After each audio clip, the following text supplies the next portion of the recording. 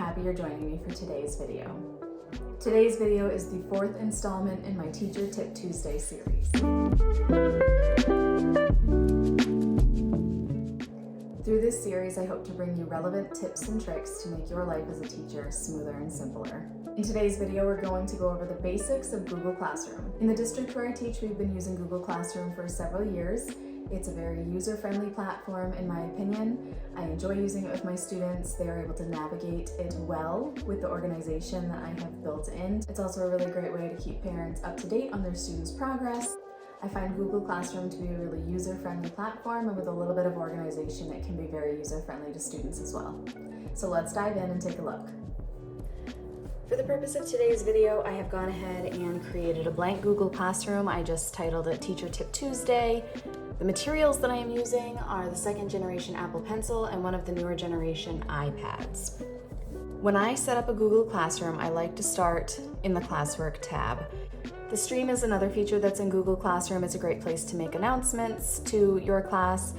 I don't use the stream a ton. I find the Classwork section to be much more helpful to me. So if you go over to this plus button, you're going to be able to add an assignment, a quiz, a question, a material.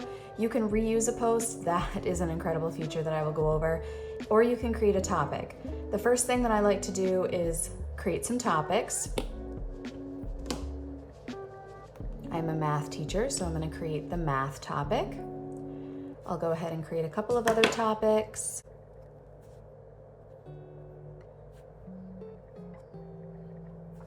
Now you'll also notice it says students can only see topics with published posts. So right now, if I invited students to this Google Classroom, they would not see any of these topics because there are not any materials or assignments in them. Once I post anything to each of these topics, they will be visible to students. So if I go back over to the plus button, I could now choose to create an assignment. This will give students an option to turn it in, and you'll be able to grade it and pass feedback to the students, all digitally. The three things that I use the most are creating an assignment, a material, and reusing a post. When I go over to assignment, I have the option to create a title for the assignment. I can create a description, I can add attachments, I can change the point value to whatever I might want it to be. We grade on a 1 to 4 scale at my school, so I would choose to change it to a 4-point value. I can create a due date for my assignment. So if I wanted to assign it to my students on Monday and I wanted them to have it completed by Wednesday, and it wouldn't make sense for it to be at midnight.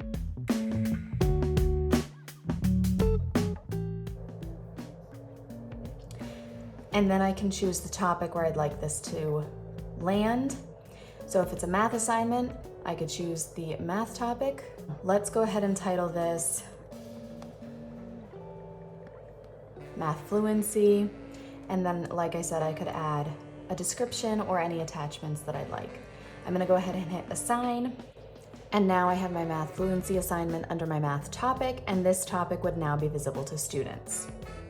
Now, if we go over to people, we're able to see all of the teachers who are part of this classroom, all of the students that are part of this classroom. You can invite students by either giving them an invite link. There is also a class code, and I'll show you where to find that. And I could also type in a specific name or email address. I can also go into the teacher section, and I can choose to invite teachers by typing in a name or an email. And I'm going to go into the settings for this Google Classroom. So I have the name of the class. I could choose to include a description, a section, the room, and also a subject if I was creating a Google Classroom that was specific to a single subject. And then down here under General, you can find the class code. So I could provide this code to anyone that I would like to join my classroom. I could also share out this invite link with anybody that I wanted to invite that way. A feature that I have never used in Google Classroom is this Classroom Meet link. I have heard that it works well and it streamlines things so students are not having to go between platforms such as going over to Zoom. They can stay right in Google Classroom and have a similar experience as a Zoom meeting. And here is where I want to take you next. So I just went into stream posting, and right now students can post and comment. If you teach older students, you might want that on. Typically, in my experience, 6th grade and under, because I have taught 6th grade as well as 4th, so both grade levels, I find it to be a little more helpful when the students cannot post and comment. I just get some random comments from students, and sometimes they're harmless, but sometimes they get a little too carried away, and it's just easier to have the option to turn that off. So when you go into this option, you can leave it as is, which is students can post and comment. You can go down to students can only comment, so they can't post, but they can comment on things that you post, or you can change it to only teachers can post or comment. This is the setting that I most often use. As I expressed before, it just works best for me and my students. There is another area here, classwork on the stream, show condensed notifications. So you can choose to show attachments and details, show just condensed notifications, or hide notifications. This is just going to allow you to tailor the content that shows up on Google Classroom for your students, so it's more appropriate to their age level. You can decide how much information they get versus how little. Also under general, we have student invite settings. You could turn off the invite code. You can also reset the invite code. I'm going to take you through the reusing a post option now. Something that I find extremely helpful with this reusing a post option is that I can go into even my partner teachers' classes, and I can take material from their classes and post it into mine. The other math teacher in 4th grade with myself, so she created a multiplication table, and I would like to share that with my students. So I can go ahead and grab that material that she has already posted, and then I can choose to bring it over into my classroom. This is a fantastic way for partner teachers to be able to share resources with each other and make it super fast and simple. So I'm going to choose math,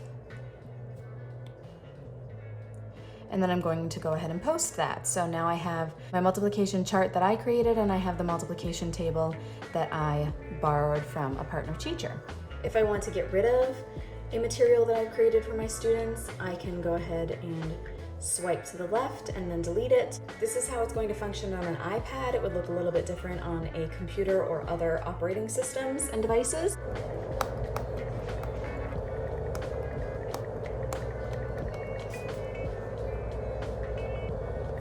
Maybe I want to ask my students what their favorite ice cream flavor is. So I have a couple of options here. I can choose what kind of answer I want. I can have a short answer, or I can do a multiple choice answer if I want them to choose from only a couple of options. Maybe we're planning on graphing the data, so I'm going to choose some preset options for them. I can save those. I can choose my points.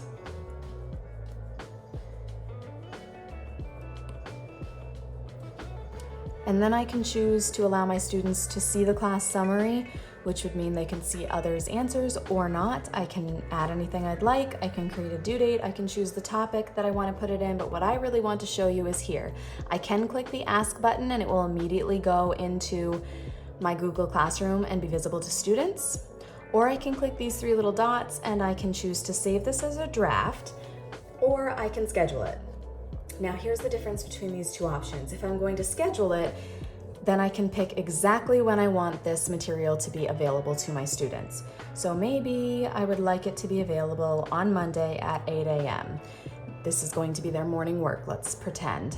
And I can hit save, and then now notice that instead of ask, it says save.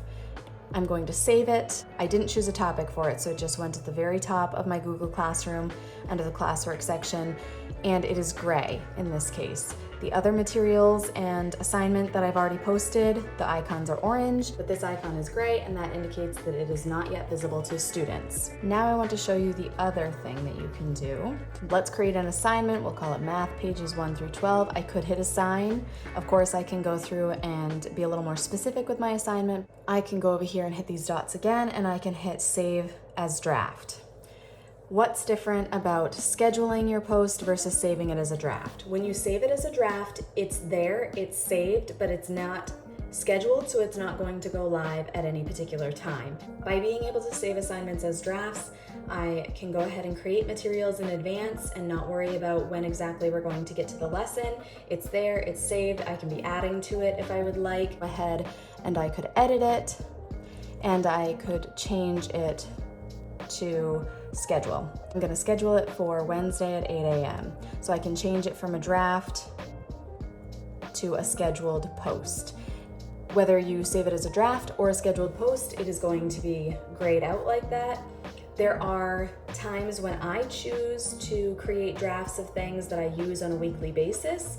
So for example, in one of my classrooms that I have this year, I post my learning objectives every week, and I have a template that I use to do that. So I have the template saved as a draft. And that way I can go into that draft, copy it, and then paste it into a new material each week. So that draft isn't ever something that I plan to actually post, but I'm able to use it so that it's right there, quick for me to find, so I can just copy it, paste it, and get my learning objectives out to my students and their families who are attached to my Google Classroom. So those are the general features that I wanted to go over with you today. If you have not jumped into using Google Classrooms yet, I really think that you would enjoy it. I think your students would enjoy it. I am loving this platform. I know that sometimes tackling new technology can feel daunting and it can feel intimidating. So I hope that this was just a user-friendly, quick video on the basic features of Google Classroom, and if you were hesitant about jumping on to the bandwagon of using Google Classroom, that you'll feel a little more empowered to do so now. If you are already a Google Classroom user, I would love to hear other tips and tricks that you use within Google Classroom. I'm always looking for new ideas and ways to use this resource with students. I find this to be a really simple place to keep all of our materials collected. It also reduces significantly the amount of paper that I find myself using, because where I may have given students a paper copy of something in the past, I can now create a digital version and they can turn it right into me on Google Classroom. As long as I have a device that connects to the internet, I am able to see all of my students' work and assignments. Another quick tip that I'll give you about Google Classroom, because it's a fun one, is when your students join your Google Classroom and they start creating their own work based on the assignments that you provide to them, when you click on their name and go into their assignments, you can actively see their work, and you can go into the history to see when they've edited their work, added to their work, changed their work. It's a great way to just be transparent and make sure students are on task and making the right choices. And it's a great way to remind them that you're checking in on them, and you can provide feedback along the way. It's a great way to check in live with your students. I hope you found this video helpful, and I can't wait to see you for my next Teacher Tip Tuesday. Bye!